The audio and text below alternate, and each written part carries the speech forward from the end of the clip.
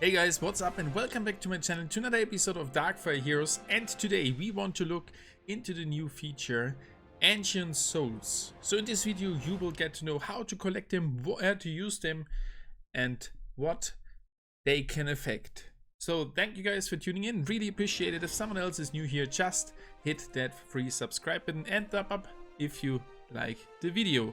So first of all, huge shout out to Rovio, which has who have provided me some really insane screenshots about the new feature, as I am not able to playing it right now, and for sure Diablo 2 as well, as they helped me here again with their knowledge. So let's jump right into it. First of all, the dungeons. That's the place where you will be able to find the deeper dungeons.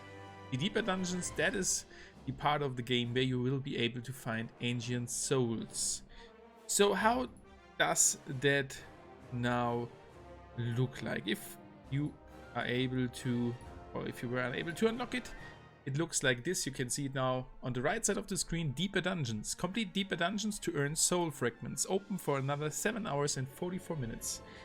So every time the dungeon is opened, the normal dungeon, elemental dungeon, and you completed level 10 and level 25, you have the chance to go to the deeper dungeons and complete up to 5 floors. There are 5 different floors, and for sure with every increasing floor it will get harder for you, but the amount of souls you receive is bigger compared to the first floor in the deeper dungeon.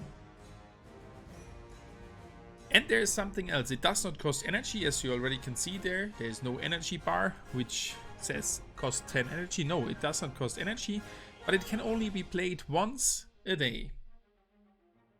There is another option which is gray or a little bit darker green on top of it. Reopen floor for 350 gems.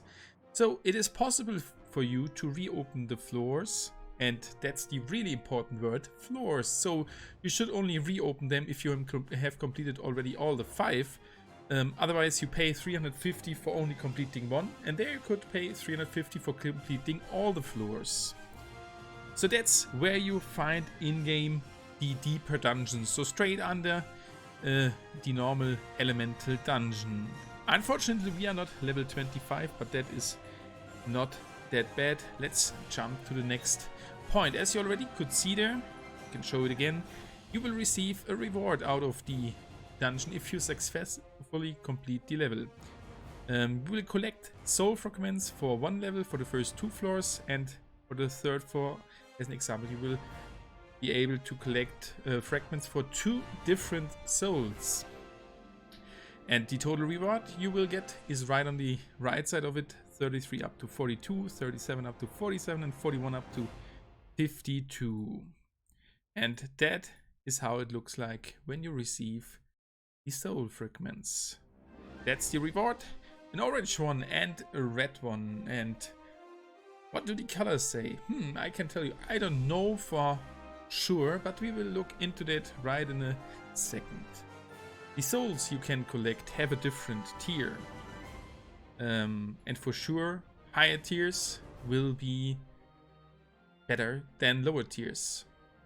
If you go in the game, and we do it on the right side to items, on the top right side it tells you souls.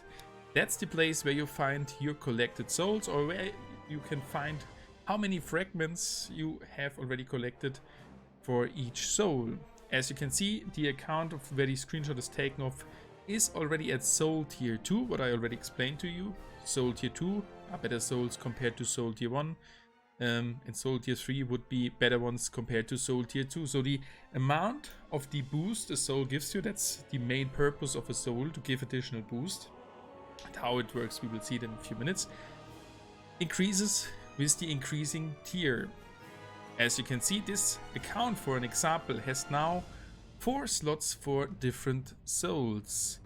The slots which are available for you, they are depending on your actual player level. So the big level on the top left side. And on this side you can see all the different slots for the souls and the amount already collected by you. And now there is a little hint what the color may says. I'm not 100% sure, so we will find out in the future. The orange ones, the maximum would here be 200. And the really interesting thing is, if you come to a maximum and play another dungeon level, you cannot collect even these soul fragments anymore. You will receive essence from that day. So first check out before you do a deeper floor what your places or your storage does tell you, if there's already something full and you may not be able to collect any further fragments from the desired soul. How to go away with that, we will come there. So that's how the overview of your souls will look like in the soul tab. Coming to the next one, each soul gives you a specified boost. This is Urlur's green or light blue green tier 1 soul. It gives you 12 additional damage as a fixed value and 3% additional health as a percentile value. And it is there for 12 hours if you activate it. And on the bottom you can already see you can activate it. Okay. So that's the green lightish blue one. Coming to the next one. That's a red one. It's Ordush, giving you a huge boost of 36% damage and 6% additional boost for the defense. And if you compare it, we were lucky to have these two screenshots with 2 boosts.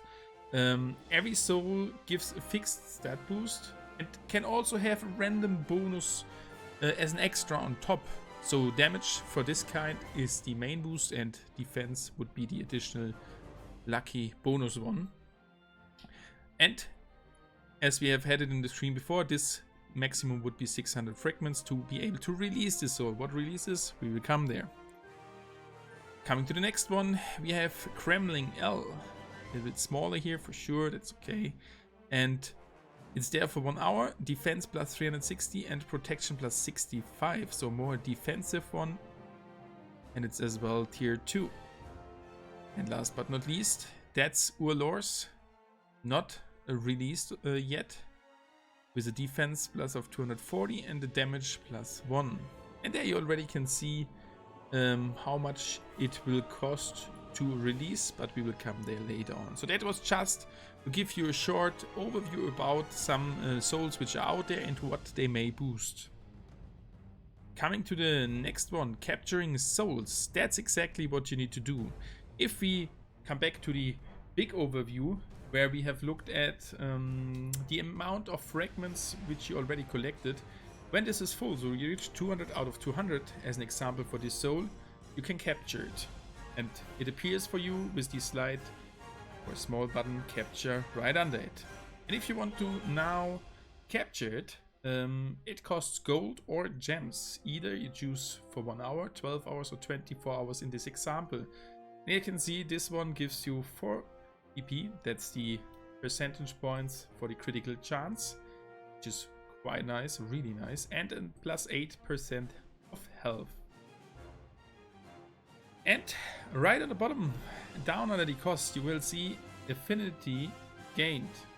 That's the amount of affinity you will get there, which fills up the bar for your soul tier.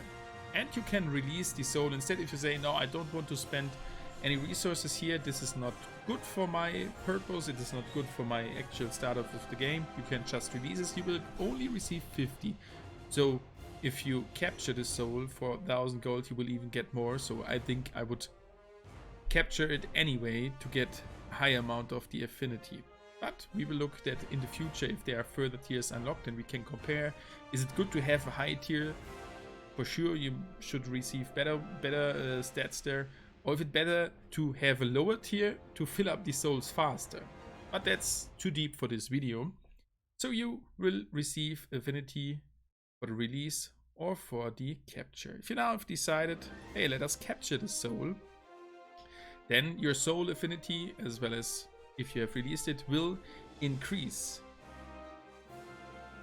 And if it is filled up the bar, like this example 1300, you will level up to the next soul tier. With each level up for the soul tiers, you will have the chance to get some other souls out of the deeper dungeons, as we already saw in the first screenshot when this feature was released. Rise in soul tier to get access to more powerful souls, and that's what we already said the higher the soul tier, the better or the more powerful are the souls. So that is how the release and the activation, I think the capture of the souls does work. The next one, activating soul. If you now have successfully captured the soul for a certain amount of time, for this example for the 12 hours, which has cost some gems, you can activate it, and that's quite easy. You can click here on activate, or either go to your heroes page, click to your desired hero, and on the bottom left side you already can see soul. There is an empty slot for a soul. Unfortunately, reach player 25. There's the slot where you can apply the soul to, and that will look like here for Adeline as well. Coming the next screenshot, that's how it behaves. If you click on the little soul button, it will present you all the souls which are right now available for you to activate for that specified hero. Right now it's only Urloka with the 4% additional critical hit chance and the 8% health. And if you then click on activate, it will appear on the bottom left side of that hero. In this case it is Adeline, and it will be there for further 11 hours and 59 minutes. So as you can see, souls are really important, and as a final conclusion we will go over it. So souls are or can be collected in the deeper dungeon. Your hero stats are affected positively by the souls, and it will boost you for a certain amount of time to complete your desired level where you maybe could not go forward, or will help you in the arena or wherever you want to use that character. I think this new soul feature is really nice, and I hope to see more content like this in the future. So thank you guys. I hope now that helps you to understand the feature much better, and we will see us again in tomorrow's video. Thumb up if you liked the video and leave a free subscription. Stay safe and see you guys.